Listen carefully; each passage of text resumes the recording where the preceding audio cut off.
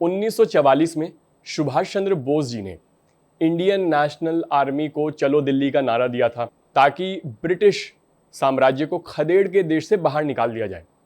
आज के कॉन्टेक्स्ट में चलो दिल्ली जाना जाता है एस्पिरेंट्स के घर में जो टीयर 2 टीयर 3 सिटीज़ में रहते हैं, जो सिविल सर्विसेज या फिर स्टेट पीसीएस की तैयारी कर रहे हैं।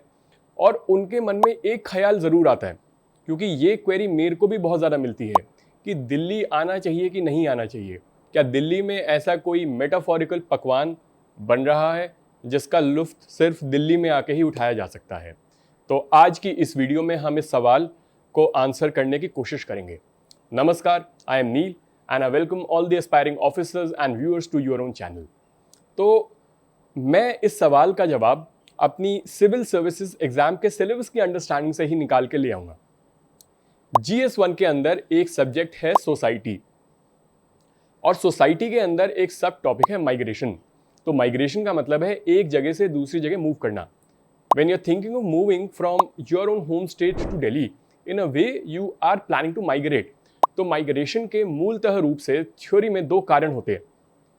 एक को कहते हैं पुश फैक्टर, कि जो आपकी अभी रहने की जगह है, क्या वहाँ पे रहने के इतने कोई खास नुकसान हैं जिस वजह से आपको वहाँ से धक्का मार के कहीं और जाने की ज़रूरत महसूस होती है। और दूसरे रीजंस को कहा जाता है पुल फैक्टर। क्या आप जहाँ जाना चाहते हैं, जो है दिल्ली इस केस में, वहाँ क्या कोई बहुत इतने सारा फ़ायदे हैं जो आने के बाद आपके आने की जितनी भी कॉस्ट एसोसिएटेड है उनको लगभग बराबर कर देंगे। तो इसके लिए मैं 2-3 पैरामीटर, 2-3 सवाल लोगों से पूछता हूँ जो भी जानना चाहते हैं क्या उनको दिल्ली मूव होना चाहिए कि नहीं।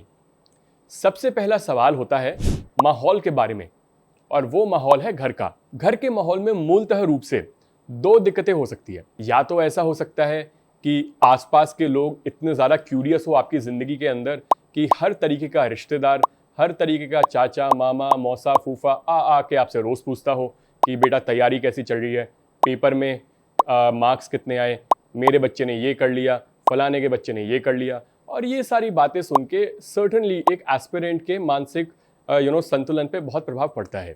तो अगर आपकी ज़िंदगी में I like to call these people toxic vampires, तो अगर आपकी ज़िंदगी में बहुत सारे ऐसे लोग हैं जो आपका मनोबल नीचे गिराते हैं घर में रहने की वजह से, तो घर से निकलना एक ज़रूरत उस समय पे बन जाता है। दूसरी वजह क्या हो सकती है? कई बारी फाइनेंशियल कंस्ट्रेंट्स के चलते ऐसा हो सकता है कि आप जहाँ रह रहे हैं वहाँ आपके पास एक ही कमरा है, तो उस एक कमरे के एक कोने में आपका बेड लगा होगा, वहाँ पे सामने सोफ़ा लगा होगा, पीछे टीवी लगा होगा, और यहाँ आपकी स्टडी टेबल रखी होगी। तो आपके पास पढ़ने के लिए भी कोई प्राइवेट स्पेस नहीं है, और ऐसे में भी पढ़ाई का होना बहुत मुश्किल है। तो दो मुख्य कारणों की वजह से घर से बाहर निकलना एक ज़रूरत बन जाता है। पहला है एक टॉक्सिक माहौल के चलते, और दूसरा है लैक ऑफ प्राइवेट स्पेस के चलते। साथ ही साथ मैं भारतीय पद्धति की एक सक्सेस के बारे में भी बात करूँगा।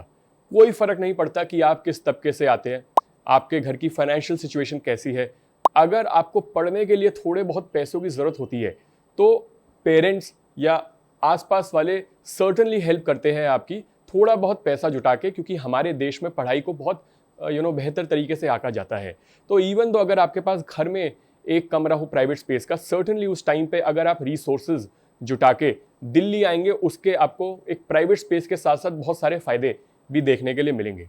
लेकिन एक कंक्लूजन पे आने से पहले मैं दिल्ली आने के नुकसान भी पहले गिनवाना चाहता हूँ। तो मैंने फ़ायदे दो गिनवा दिए, अगर घर पे टॉक्सिक माहौल हो, और दूसरा अगर घर पे प्राइवेट स्पेस ना हो, तो दिल्ली एक बेहतर आपके लिए ऑप्शन हो सकता है। लेकिन दिल्ली में आना भी इज़ अ 2-edged स्वॉर्ड। तो मैं इस साइकिल में बहुत समय रहा हूँ। मैंने बहुत सारे लोगों को देखा है ओल्ड राजेंद्र नगर ORN में रहते हुए, मुखर्जी नगर में रहते हुए, और दिल्ली के जनरल माहौल को आंकते हुए 2-3 दिक्कतें सामने आती है। पहली बात तो ये कि एक अच्छे पीयर ग्रुप के अभाव में, एक अच्छे दोस्तों के ग्रुप के अभाव में, जिनके बीच में आप ग्रुप स्टडी कर सकते हैं, एग्जाम की डिस्कशन कर सकते हैं, इन लोगों की एब्सेंस में व्यक्ति डीमोटिवेट कई बारी हो जाता है या गलत संगति में पड़ जाता है। और इन दोनों वजहों से दिल्ली आने का पर्पस खुद ही डिफीट हो जाता है। डीमोटिवेट होने के और भी कारण कई बारी दिल्ली में आने के बाद हो जाते हैं।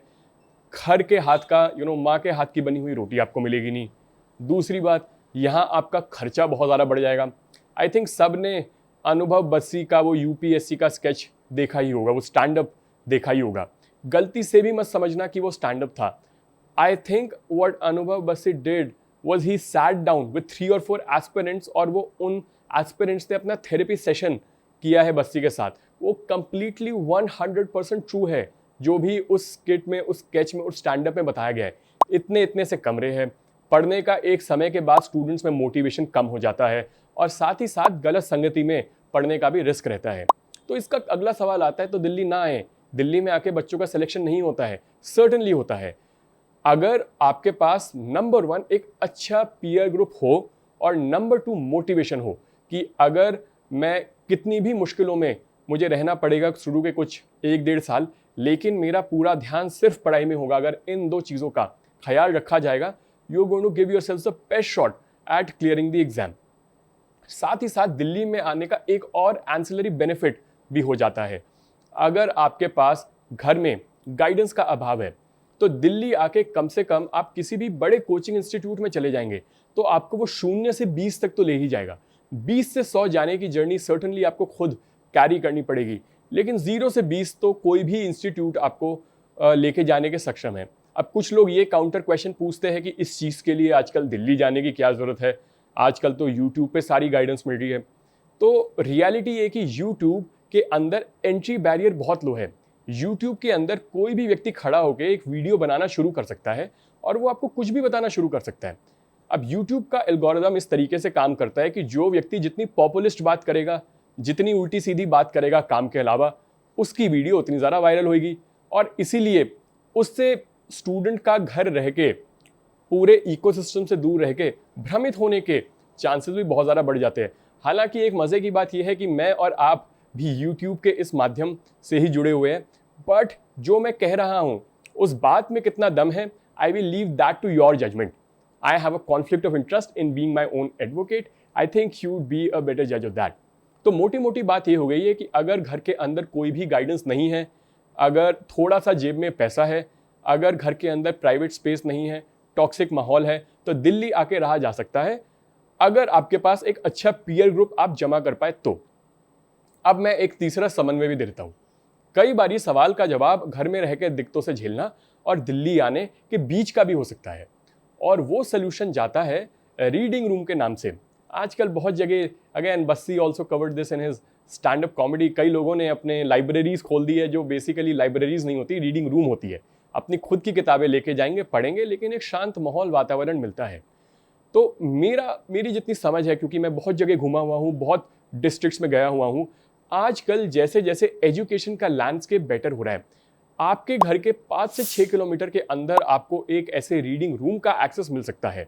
तो अगर आप दिल्ली नहीं आना चाहते, आप अगर किसी छोटे कस्बे में भी हैं, तो कोशिश कीजिए कि ऐसे एक रीडिंग रूम को आइडेंटिफाई कीजिए। इससे घर पे आने वाले सारे के सारे टॉक्सिक रिश्तेदारों से आपकी दूरी हो जाएगी। घर के अंदर प्राइवेट स्पेस के अभाव को भी आप पूरा कर लेंगे और दिल्ली जाने के महंगे खर्चे से भी बच जाएंगे। इस एडवाइस के साथ मैं होप करूंगा कि इस वीडियो के बाद इस डिसीजन को लेने में आपको सर्टेनली बहुत ज़्यादा हेल्प मिलेगी।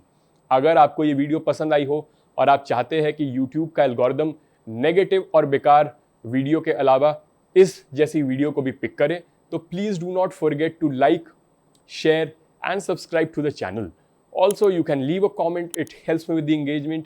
If you have a question, you can ask a question in the comment section, and I will leave the link of my Telegram channel जिसके अंदर मैं सारी queries को address करता हूँ.